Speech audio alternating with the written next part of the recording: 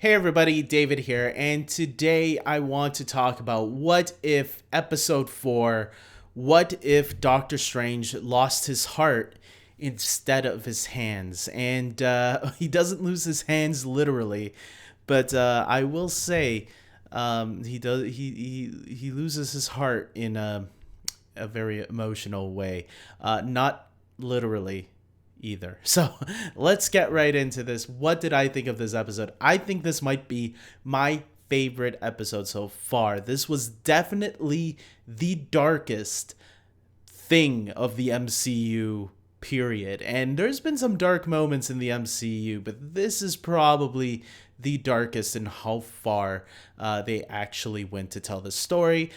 Basically, if you know the story of Doctor Strange, more or less of that stayed the same. They go in the beginning. The big change is like when he's off to some party.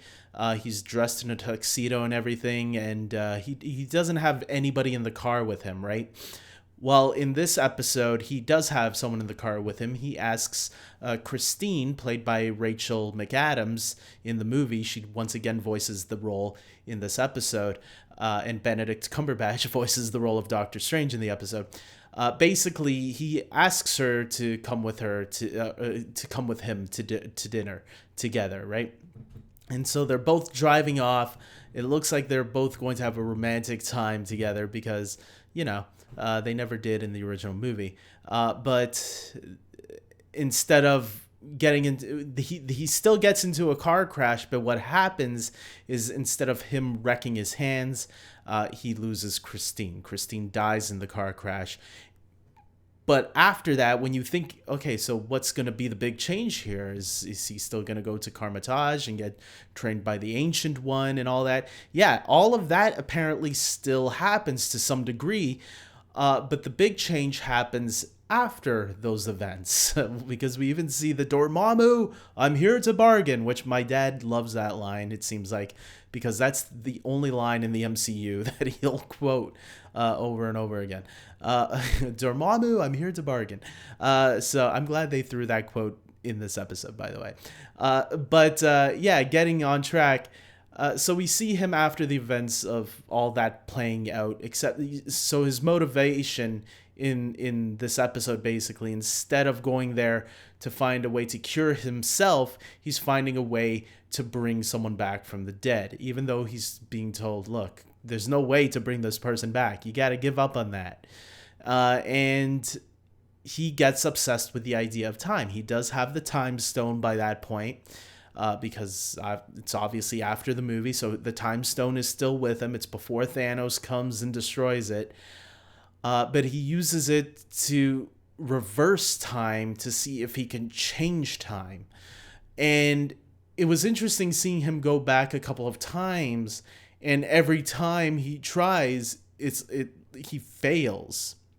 And he's looking at all these different scenarios, which reminded me a lot of when he looked through all the different scenarios of Infinity War, when he was looking at ways to stop Thanos. There was only one way to stop Thanos. So it made me wonder for that brief moment if he did see the moment where, hey, the only way she could survive is if you leave her there. If you leave her alone and you go on your own and you wreck your hands. It's like it's like time was asking Doctor Strange to sacrifice something.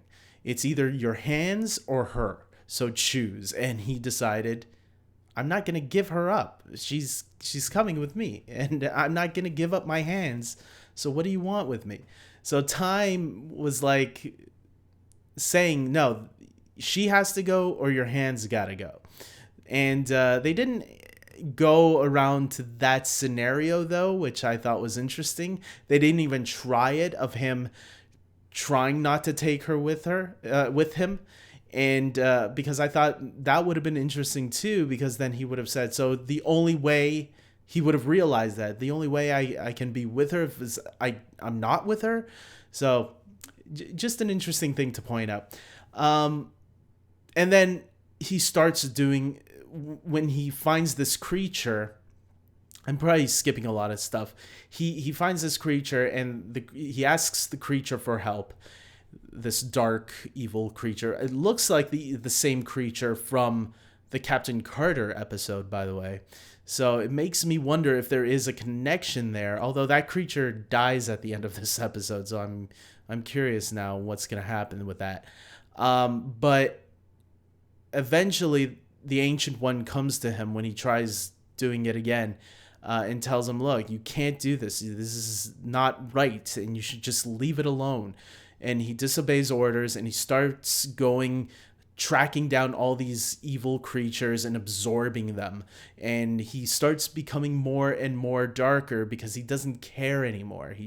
His heart is broken, and all he cares about is getting this woman back. His desires, his own gratification.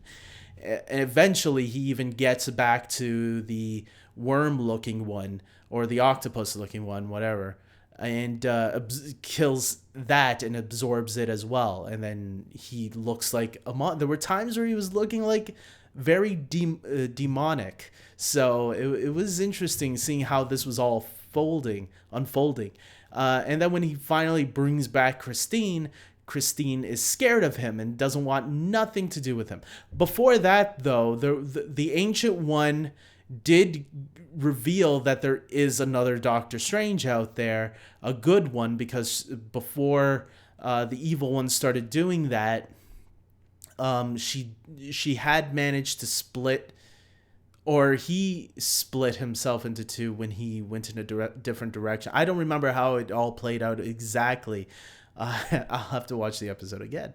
But yeah, there's some scenario that allowed a second Doctor Strange to be in the same timeline. I think the Ancient One did it. I think she said she was the one that conjured that spell or something. And eventually she gets him to go and after the evil Doctor Strange. But obviously that doesn't work. It all fails. And this Doctor Strange destroyed this world. What was really interesting, though, during the final confrontation, the Watcher, or while things are going out of control, the Watcher does communicate with this evil Doctor Strange. This is the first time we see the Watcher communicating with someone within the show. Because the first 3 episodes, he didn't communicate with anybody. He was just narrating the entire thing. But there was one instant earlier where Doctor Strange did hear the Watcher, and then at the end of the episode, the Watcher did have a full-out conversation with him, saying, "Hey, look, I could do something here, but I'm not going to because I can't interfere." And that pissed off the evil Doctor Strange. But then that world got destroyed. But did he get destroyed? That's the interesting thing. Because, as you know, there are some theories going around because of the latest Spider-Man trailer that some people don't think Doctor Strange in that trailer is actually the real Doctor Strange. And some people are speculating, is something going on here? Could it be Mephisto? Let's not get on the Mephisto train again. Who knows? But I don't think so. I didn't jump on the bandwagon of something wrong with Doctor Strange in the Spider-Man trailer. I think the Doctor Strange we see in that trailer is Doctor Strange, but I do think that this could potentially set up the Doctor Strange movie, because we don't know who the villain is in that movie at all. Like, at least with the Spider-Man movie, we have some idea of who the villains could be. Doctor Strange, we have no idea at all. And I think it is possible we could just have seen the origins of the villain for Doctor Strange in the Multiverse of Madness. That could be a very big possibility. Look, if that does turn out to be the case, that would be freaking amazing. Because an evil Doctor Strange is just as dangerous as anything else. And what would make it great, and it would make more sense, is that we know Rachel McAdams is going to be returning in the next Doctor Strange movie. So who's to say that, okay, this evil Doctor Strange, he lost his world, he lost Christine. Who says he's not going to open up the multiverse and look for her elsewhere? So I think there is a lot of potential there. Another thing is, I guess that's about. Well, some people were also saying that how this episode could have also given us an idea of the implications that we could see, the ramifications in Spider-Man No Way Home. So that's another possibility as well. Yeah, this episode was really great. I thought I was surprised with a lot of the turns and situations that it went through, and how dark it was. It was a really great episode, and I'm looking forward to episode 5 even more now. This is definitely easily my favorite episode so far, which is funny because Doctor Strange the movie is, I like it, but it's like one of my least favorite MCU films, but I still enjoy it a lot. Like I still give it an 8 out of 10. So it's still a really good movie in its own right. But I thought this episode was, so far from this show, the best episode so far. So I'm going to say that. With that being said, guys, comment below and tell me what your thoughts are. What did you think of this episode? I thought it was great that they got a lot of the actors back for this one. So it kind of was like a little reunion in some case. They didn't get Chiwetel Ejiofor back, though. I mean, Mordo wasn't even involved in the episode at all, so I guess they didn't need him. But it would have been cool to see even a little quick cameo. I don't think the character didn't even get a non-speaking role. Whatever. With that being said, let me plug in my Patreon supporters. These are the people that support this channel. They pay a $5 or $10 tier, where they will get an end credit at the end of each video, like you're seeing right now. And yeah, I gotta thank these guys because they are awesome. The fact that they are donating something, which I thought would never even happen, is awesome. So thank you to my Patreon supporters. You people are awesome. And look, if you don't have the money, that's fine. I get it. Look, this is tough times we're in right now, and not everybody can donate. Or, you know, if you don't want to donate because it's like, who are you? Well, who is anybody on YouTube? That's number one. But number two, well, there's other ways you can support this channel as well. You can support it by liking this video, by subscribing to this channel if you haven't already, and by just watching the video and sharing a link to this video and getting other people who maybe aren't into What If and maybe they're on the edge about it, send them this review and tell them, well, not if they don't want to be spoiled, by the way, but if they don't mind spoilers, then throw this over to them and let them know about it. Let them know my opinion on it. With that being said, or if you hate my opinion, then send it to other people who hate the show and say, hey, look at this idiot. He likes the show.